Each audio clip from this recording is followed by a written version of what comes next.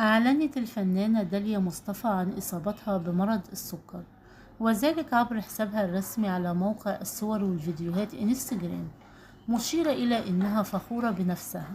ونشرت داليا مصطفى فيديو قائلة: صباح الخير عليكم، يا رب تكونوا بخير كلكم.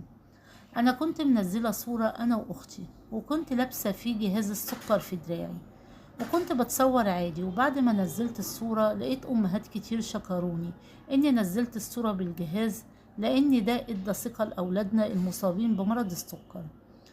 وأضافت: أنا بحب أقول لكل حبايبي الصغيرين أو السيدات اللي بيخافوا يلبسوا الجهاز ده علشان خاطر الناس، بقول لكم مش مهم رأي أي حد، الجهاز ده ريحني جدا. أنا سكري كان بيوصل ل8 وحصل مضاعفات مش لطيفة. وتابعت داليا مصطفى: أنا عندي سكر ومش مكسوفة خالص، يمكن ربنا عمل